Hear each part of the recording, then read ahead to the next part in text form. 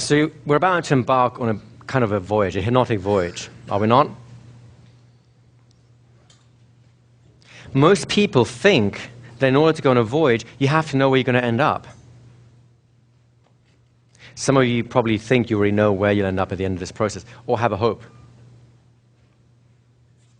And I would encourage you, whatever it is you're thinking will be the outcome at the end of this week, that you allow that to be put to one side, even forget about it. Because if you do, the chances of you reaching an even better place than the one you've currently got in mind are much higher. In fact, in the kind of journey that we'll be taking here,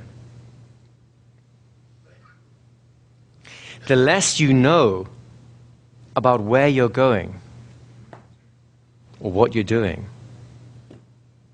the better it'll be for you.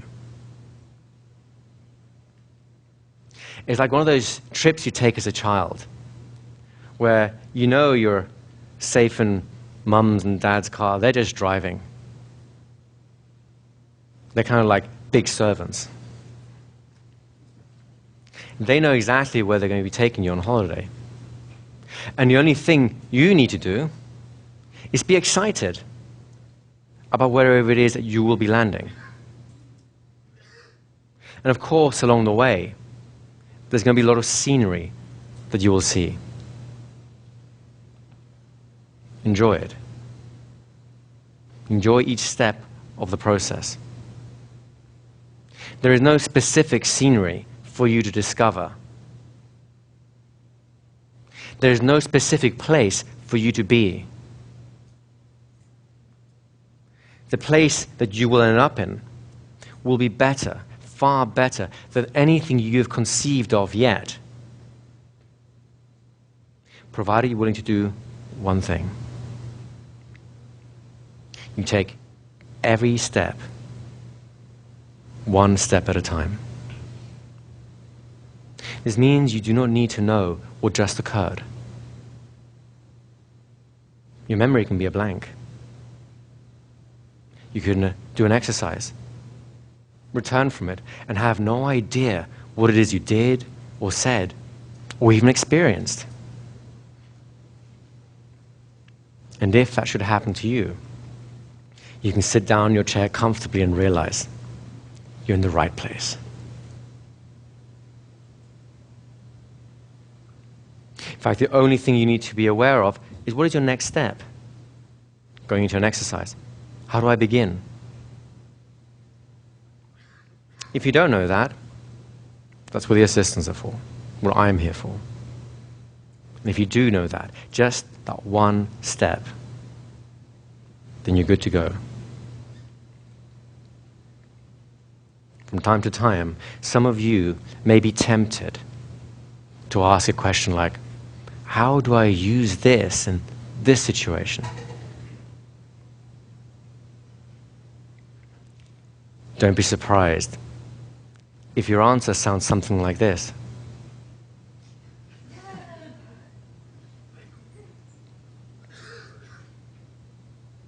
Remembering that when you get to your destination, you will have all those answers. And that it's just fine to ask all the questions. In fact, you can ask any question you want, provided that you're okay with this as the answer at the right time. Provided your questions actually refer to the hypnotherapy program that you're on, I promise to answer every question in this room at some point during this week. We have a wall in the back corner over there. It's called the questions wall. If at any point a question arises that hasn't been answered or has given you one of these, you can write it down. We have post-it notes and pens over there, and place it on the wall. And I'll make sure that one way or another, those questions get answered, provided they relate to what you're doing here. Can't answer everything about hypnosis in once. We're going to focus in on what we're doing here. Is that okay with you guys? So it's good to have questions. And it's great to be able to have those questions in your mind as you're doing something without the need to find an answer.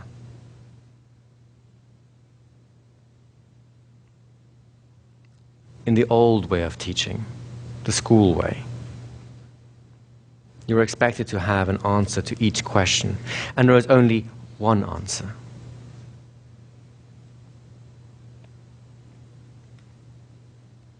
How well does that fit the world that you've lived in? People aren't that way. There are more than one answers to each question. And if you're in a hurry to get the answer, you might well end up with the poorest answer. So to the extent you're willing to have your questions and not answer them fully yet, you get to discover an even better answer than you would have received before. And isn't that the way that learning occurs most naturally? A little child sees mommy and daddy standing so tall. How do they do it? There's motivation. I want to stand just like them. The little child stands and it falls. No one tells it how to stand, where to place its hips or its knees, what angle to tilt the spine, whether to hold on to something or balance. No one criticizes or complains or corrects.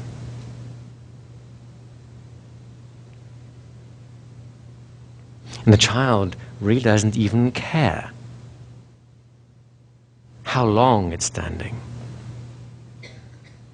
Stands, falls, stands, falls. And sometimes the falling is more throwing themselves down just for the pleasure of getting down there or standing back up again.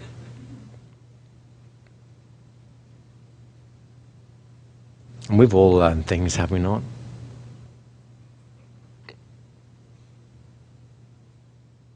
It is said that one of the most complex tasks, skills to learn, is a language. Yet you all speak at least one language with no effort, no need to think. An idea presents itself in your mind, and you just know how to express it, do you not? How did you acquire that skill? How do you do that? What made it so easy for you to learn your own language?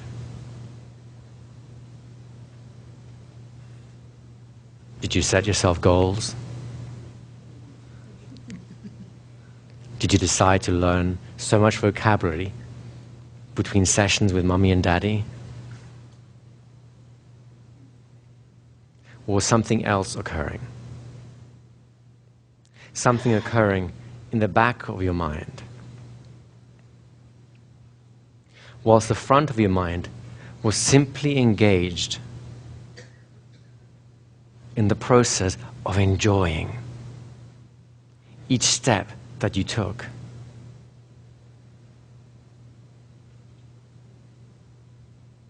Learning is easy when we get out of our own ways to do it. Learning is natural when we don't try too hard.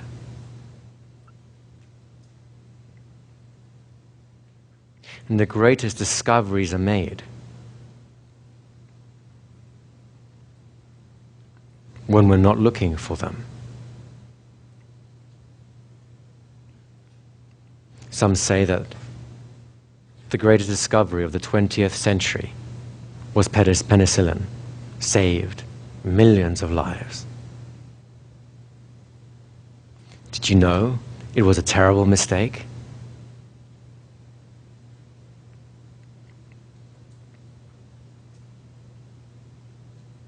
Sir Fleming was experimenting on bacterial cultures.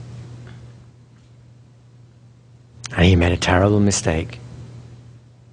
The culture became contaminated. It's happened before to other scientists. Those poor scientists had to trash the experiment and start again.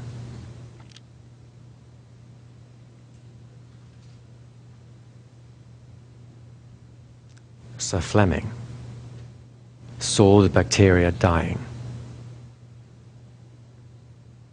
And something inside him paused for long enough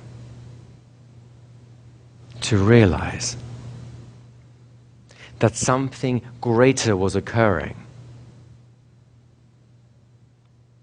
than he had originally intended. Something greater that had a bigger impact on the entire world than any experiment he could have conceived up to that point.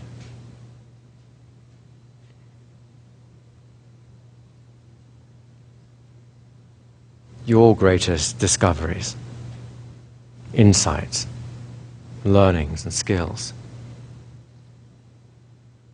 will no doubt come from your greatest mistakes.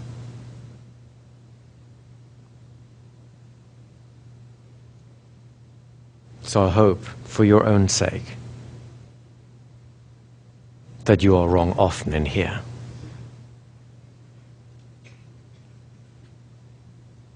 Because if you can be wrong enough,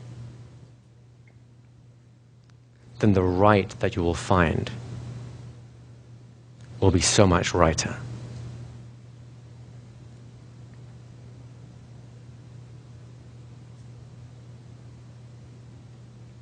And you can find good things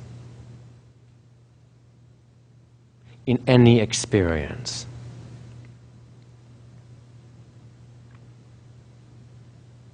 In the 1970s, Stanford created an experiment. They wished to study why American prisons were so abusive to the prisoners. So they created a prison down in the depths of the psychology department, filled it with cameras and locked doors. Students volunteered. Some were prisoners, some were guards. The guards got to dress as guards. Big boots, big glasses. They even got a stick. The prisoners, on the appointed day, were arrested from their homes by the local sheriff's department. They were brought into the campus, where they were tried in the law department and sentenced, just for the sake of authenticity. Remember, this is Stanford. The cream of American youth. Within 3 days, the experiment was cancelled, because this cream of American youth was acting in unconscionable ways. And people said, what a terrible thing.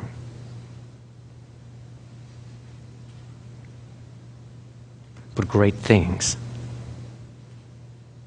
come from even the most terrible.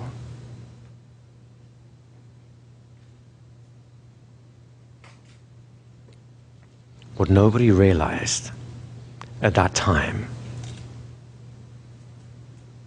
is why. Why did it happen? What happens when a human being plays a role long enough to forget he's playing?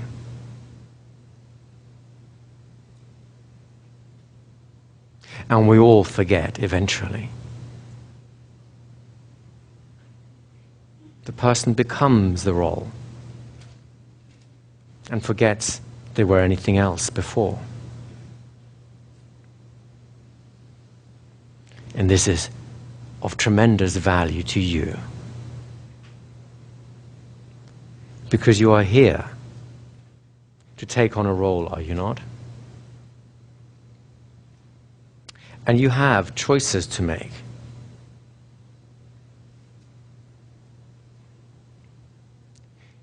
You could play at the role for a few minutes and then become yourself again, just to remind you of all the things you can't do. Or you could step into the role, accept it, play it night and day for just the days that we are here together.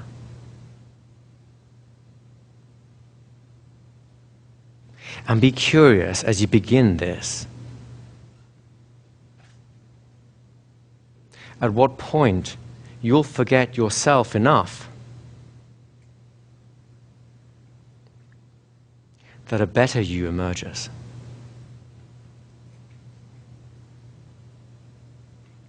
And you can all think of what a great hypnotist would sound like. Can you not? You can all think of what a great hypnotist would look like. Can you not? Could you imagine the expression on your face in some time in the future when you've exceeded your own expectations? How you breathe. And most important of all, how you treat others.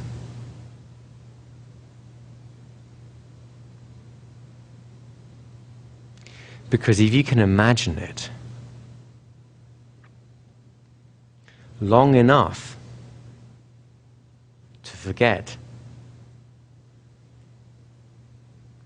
that you've been making it up, then your whole makeup changes. So I'd like you to have an opportunity to experience that for a moment. Would you be game? Yeah? It's real simple. All we're going to do in a moment is we're going to ask you all to just stand up. You may as well do that now. It's okay. Yeah, I'm not that good. Guys, can you just make a little space here for now, just whilst we're setting it up? In a moment's time, there's a lot of people in the room here, like some 160 odd people. So in a moment's time, I'm going to ask you, as an individual, to make sure you've met every single person in this room. I'll give you some time for it, don't worry. We'll get about 7 minutes, maybe 8. And what do we normally do when we meet someone new? We shake them by the hand, do we not? We introduce ourselves by our name, and people are usually curious as to, who are you? What do you do? Why are you here? Where do you come from? Isn't that what people ask?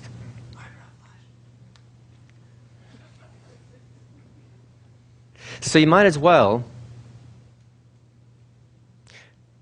ask yourself the question, how would I meet someone if I was the most amazing hypnotist in the world? Would it be full of confidence? Hello. Would it be full of humility? Hi. Would it be something else? I don't know. Only you can know how you would do that. Could you not? And then I want you to introduce yourself with pride as to what you are. The world's greatest hypnotist. And of course, only the great really know that no matter how much they know about a subject or field, there's always more to learn. You appreciate that, don't you? It's the little minds that think they know it all.